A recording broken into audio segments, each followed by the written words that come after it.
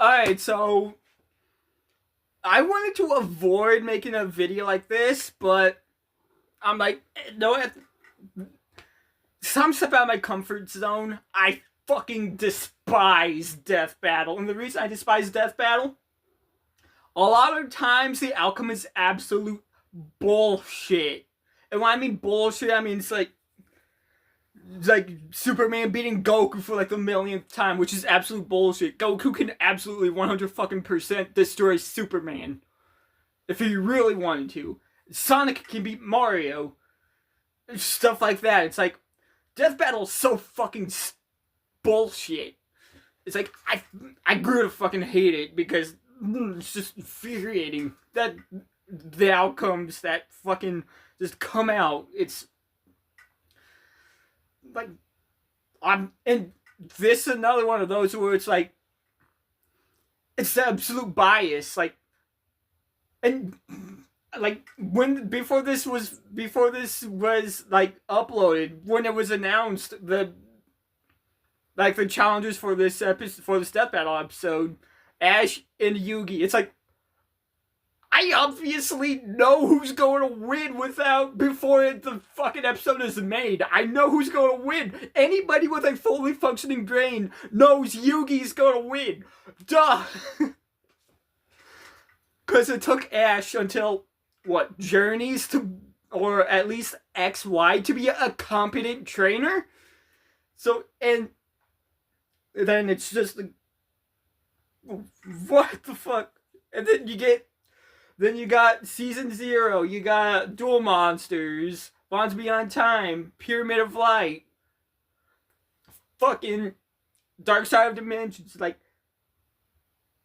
all that basically cemented, like, obviously Yugi's gonna fucking, or, the Pharaoh, who's gonna win over a 10-year-old who didn't become a competent trainer until X and Y.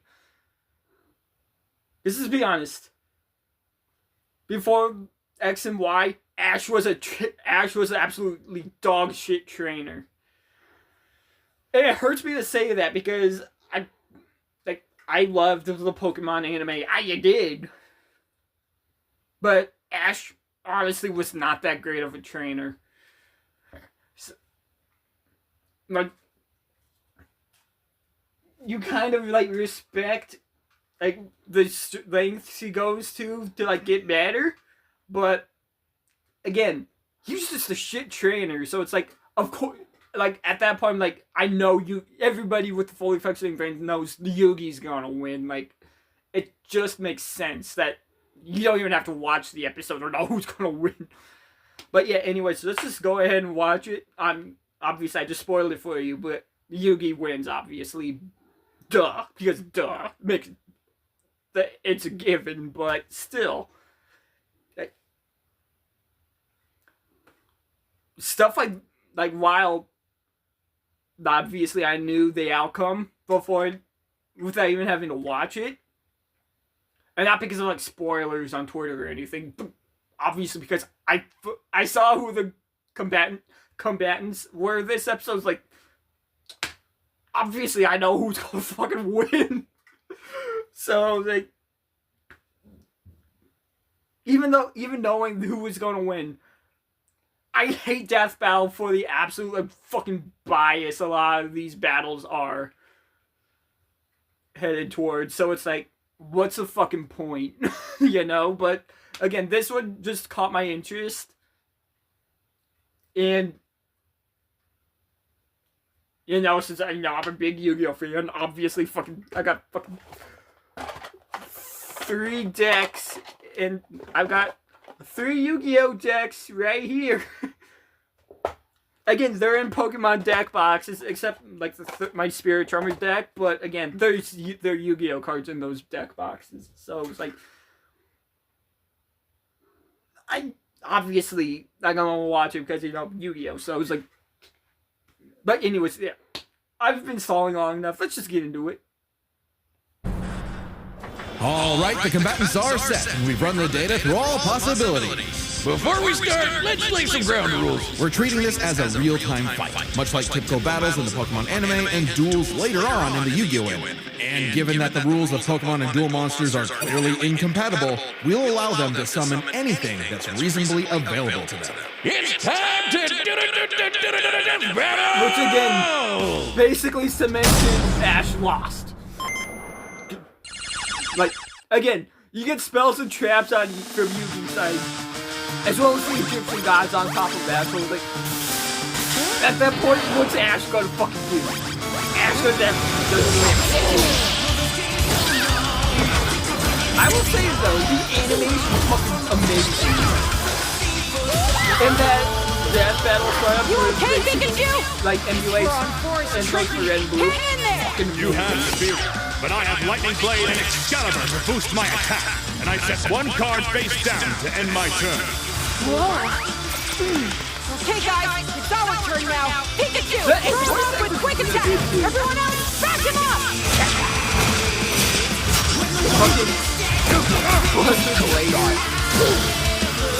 The Pikachu restart vacation, that makes sense.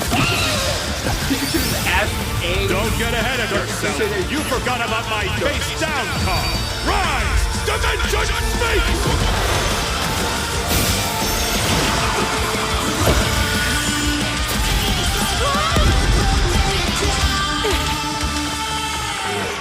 Crocodile fucking. All right. Good thing we brought them all, right, Pikachu? What do you mean, them all?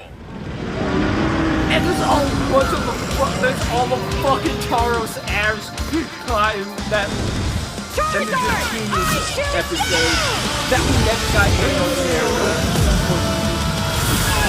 Just Ash giant. Okay, hold on. Was Giant Soldier of Stone put in attack mode? Because if Giant Soldier of Stone was in defense mode, like, life points should have been fine. But we've got the 5 Karibo brothers, which I think is nice. We got fucking Ghidorah, the Dragon Destruction.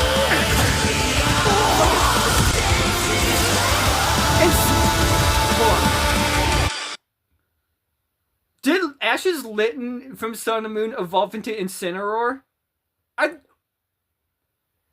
didn't really watch much of, like, I saw, like, the first, like, I think 10 episodes dubbed and, like, a few episodes here and there, but I never watched Sun and Moon all the way through. So I'm not sure if Ash's Incineroar, like, well, not Incineroar, Litten evolved even into Torracat. I have no clue. If you saw Sun and Moon, please let me know. But as far as my knowledge goes, I don't think Ash's Litten evolved at all in Sun and Moon.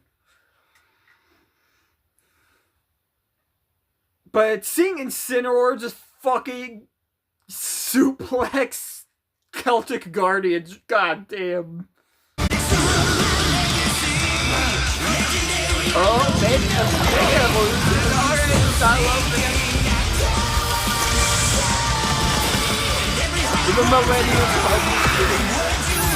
that did happen. Summon Skull was awesome. With Charizard for flag type. Okay, so let me understand that. Let me explain what just happened there. Charizard, as it is right now, just base Charizard, not like Mega Charizard X or Mega Charizard Y, even though Mega Charizard Y is basically just the same typing as just regular Charizard. Charizard's a fire flying type, right? Summon Skull is classified as a thunder monster. And since flying types are weak to like electric type moves, stuff like that, Summon Skull being a thunder monster, obviously it makes sense Summon Skull would absolutely just decimate Charizard. Really cool. Really cool. I love that they put the logic, they mix the logic in. Really nice touch. Aha!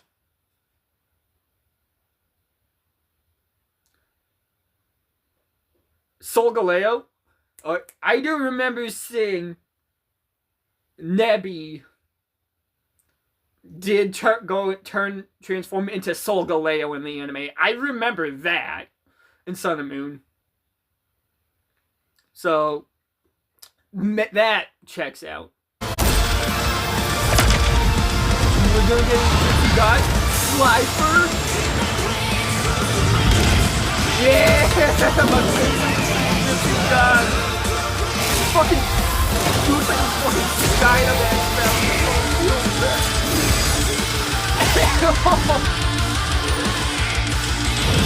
Gengar. Oh yeah,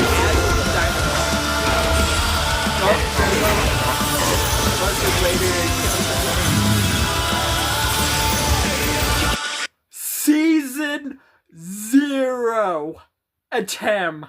Season 0. Yes. And knowing that it's Season 0 attempt, like obviously, it was just normal attempt. It was over for Ash. Season 0 attempt is out now. Like, it's basically just fucking, like, Gogeta fighting Broly. Yeah, and from Dragon Ball Super Broly. Like, as soon as Gogeta came on screen, everybody knew it was just over for Broly. Like, Gogeta didn't need to transform into Super Saiyan, let alone Super Saiyan Blue. Like, again, Broly went Legendary Super Saiyan. Gogeta did not need to transform at all. It could still easily beat Broly's ass. That's literally just this right here. Season 0 attempt versus Ash. Yeah, Ash is not doing shit. For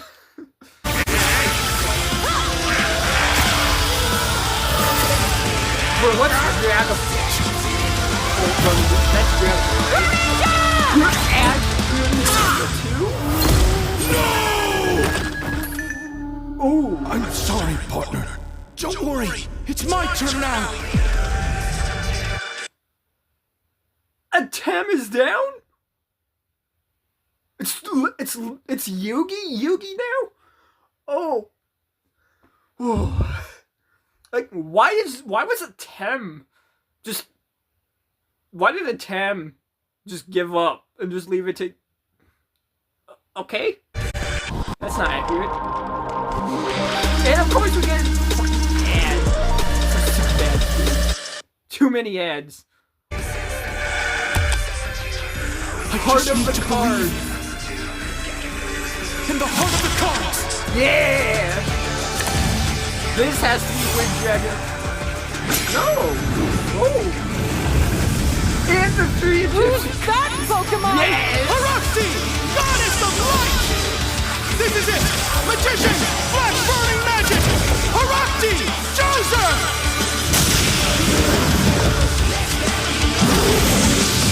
Solgaleo, Solgaleo, Sword of the... Yes! I got it hard! Pikachu, let's finish this. Together! Yes! I know! No way they just flashed all of Ash's outfits from all the fucking different animes, dude. There's no way they fucking did that. Magician, Flash Burning There's Magic. no way they did Haruxi, that. Joser. There's no fucking way.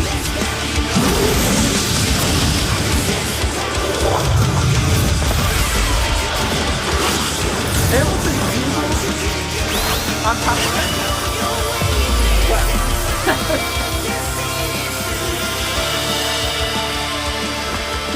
Pikachu, let's finish this. Together! The voices actually don't forget. That's awesome. The voices are pretty accurate.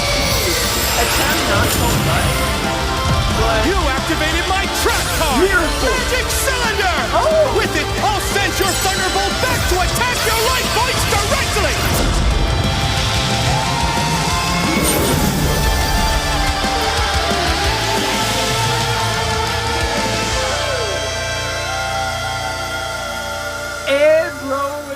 to stone. That was an awesome duel, Ash. Oh, they gave us a classic fucking...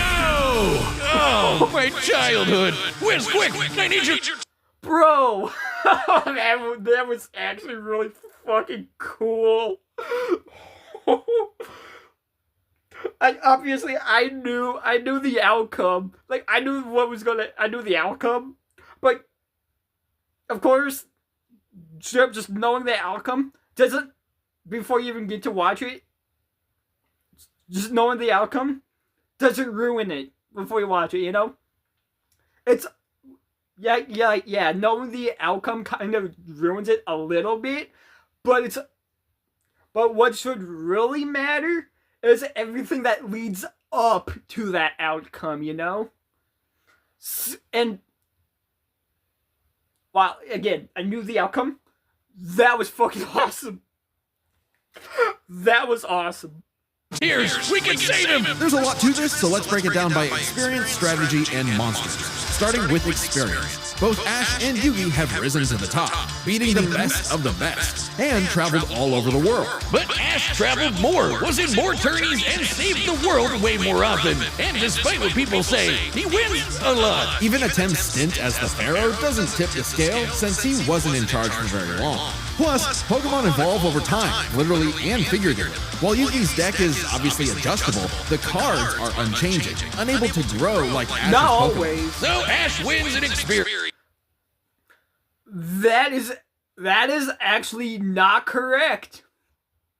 Again, yes, the monsters are mostly the same, but are they forgetting like XZ monsters, Synchro monsters, Fusion monsters, Ritual monsters exist? None of that was brought up. So that is honestly incorrect, which is another reason I don't like Death Battle. They leave out like certain details to like give one character like a specific edge in one category. Because again, you have to remember, Yugi had Dark Paladin, fucking Magician of Black Chaos,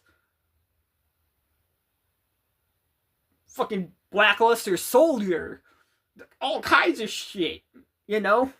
The Eye of Timaeus. I mean, shit, Yugi even had Critias and Hermos at one point as well. Granted, yes, Waking the Dragons was a filler arc. However, Yugi still technically had those cards, despite it being a filler arc. And if we're taking everything into consideration, even filler, like, there's still a bunch of cards Yugi had, and every version of his deck that just weren't included. So, this, absolutely incorrect. This is not bias talking. That's logistics. But when it comes to strategy, he's a wild card. He's skilled at improvisation and using the environment to win. Even machines cannot comprehend his tactics. But the same goes for Yugi. Gotta remember, Yugi and Atem's teamwork is second to none. They're masters at exploiting weaknesses, setting up tricks. And here's another thing, though, too. People will say, ooh, Ash should have won because in the anime, Yugi cheats. Also incorrect. See how the anime works? As opposed to the card game, real-world card game? Like, cards have different effects in the anime than the real-world cards do. Take an iconic quick play spell, Berserker Soul, for example. The real-world card makes it to where if you attack an opponent directly with a monster that has 1500 or less attack, you can mill up to 8 cards from your deck, or until, you know, you draw a spell or trap card. And for every monster from the deck you mill, you do 500 burn damage to your opponent. The anime version of the card follows the exact same rules, where if you attack directly with a monster that has 1500 attack points, You can then activate Berserker Soul and mill cards from the top of your deck. However, where a card like that differs between real world card and anime, the anime card makes it to where you can attack with that monster again as many times as you draw a monster card.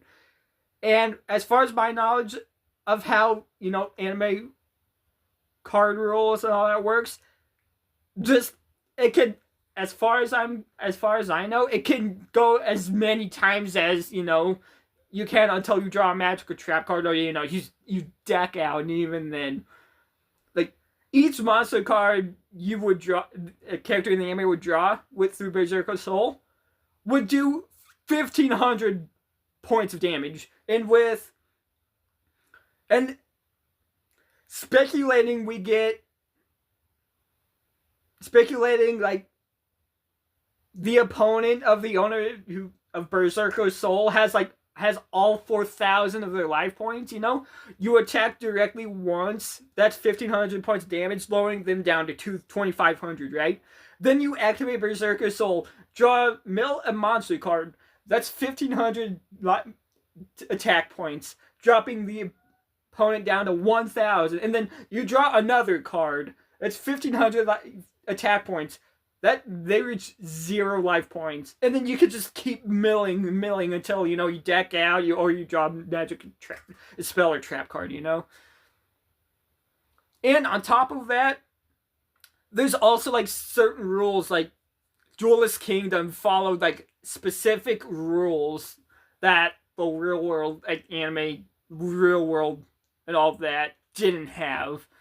I'm including manga and anime for this. So so anything they're about to say here is most likely going to be incorrect or somewhat correct. Well, let's just hear them out.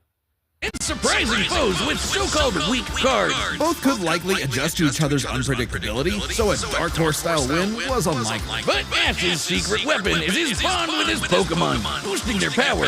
I'm not just talking about Pikachu. His power of friendship invented an evolution for Greninja. That's crazy. Ash's trust in his Pokemon knows no limits. Silly as it may sound, Yugi trusts his deck in the same way.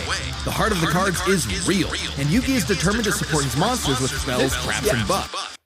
Despite what people have told me, the heart of the cards is real, it's a scale. If you've seen my Master Duel videos in the past, and what footage I have left to upload as of right now, you'll see that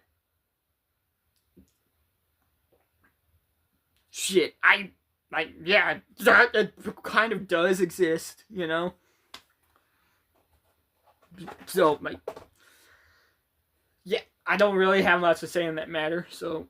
Look at his duels with American Paradox, where he bolstered his weaker cards to take down gods. With Ba and Ka, his bonds with his cards manifest them into reality, not so dissimilar from Ash Greninja. Yeah, Ash has aura, but he never mastered it. And specialties like Mega Evolution and Gigantamax, while awesome, only work with specific Pokemon. And since Ash focuses on offense far more than support, Yugi could control the pace of the fight with cards like Swords of Revealing Light and Magic Cylinder. But I know some of you are asking, what if Ash threw hands? The kid's strong enough to chuck trees and lift baby gods. Just punch him, man. Life moves in moments, milestones that shape us. At Midnight, we believe in planning with purpose.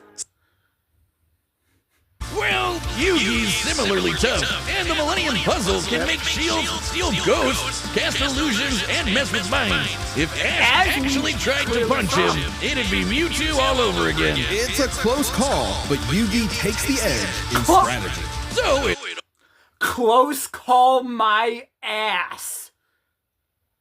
Ash gets fucking destroyed when it comes to strategy. What are they talking about?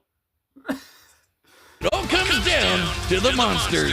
Yugi had a slightly larger pool of monsters, but Ashes can clear out island-wide storms, fight terraforming beasts, and are stronger than the black hole summoning Gardevoir. However, Yugi's can rain down meteors, compete with larger black holes, and even the mid-tier scale to glow Neos, destroying that relativity field with a universe. And Herakti created Yu-Gi-Oh's whole multiverse, surpassing even Solgaleo's Sunsteel Strike and Dialga's Roar of Time. And Yugi had more than just monsters on the field. Ash's strength was also his weakness. His power was evenly spread, relying only on his remaining Pokemon. If Mr. Mime faints, no more Psychic Barriers. If he lost Lucario, no more Mega Evolution. And so on. The longer the battle went, the less Pokemon Ash had. And he did not have a reliable way to bring them back. He doesn't carry revives on him, and even then, reviving Pokemon in the anime is entirely different from the games.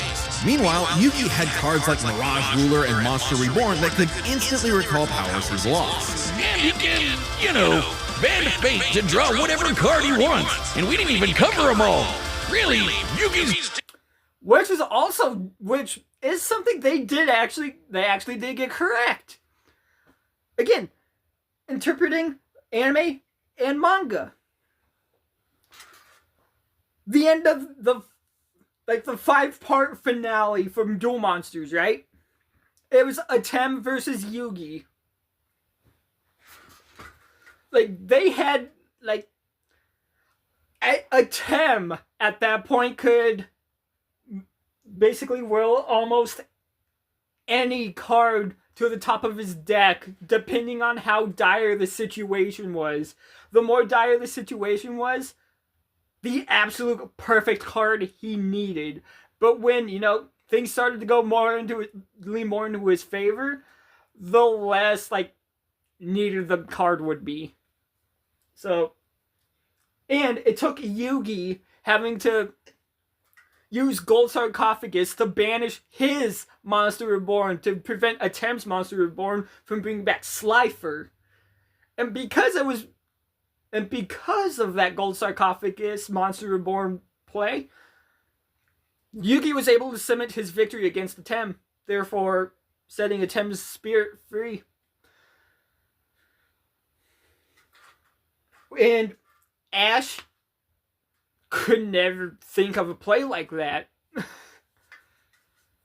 Because, again, now you had to consider the time the Yugi spent with the Pharaoh, the bond they had, the way they both played.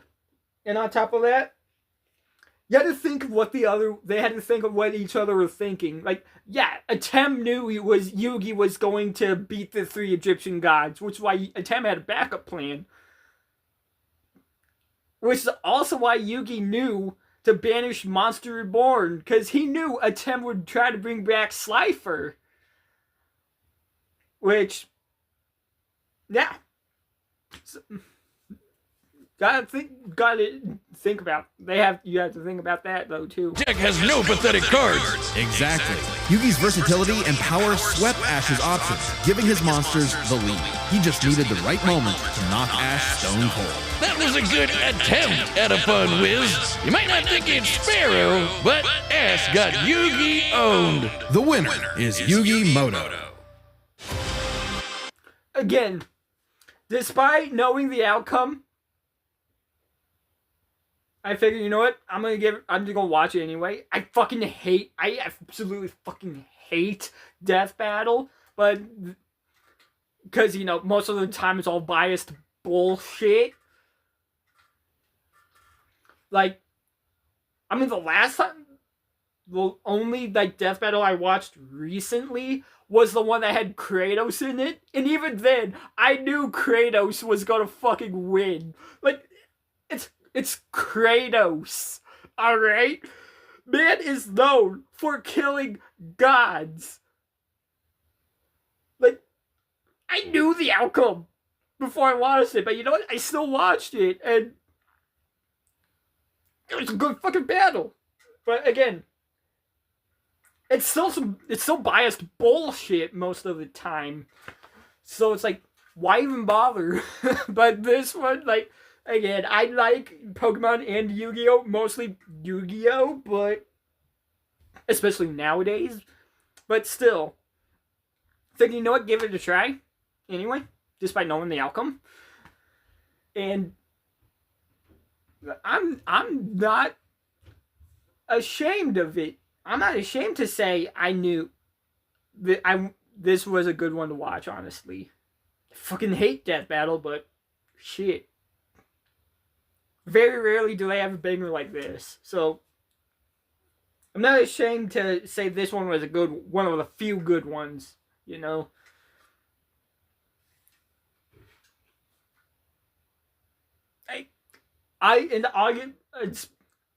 While not on topic of this death battle, another death battle I knew the outcome before even without even having to watch the video was Ragna the Blood Edge from BlazBlue versus Soul Bad Guy from Guilty Gear. Like, I knew Ragna was gonna fucking lose to Soul.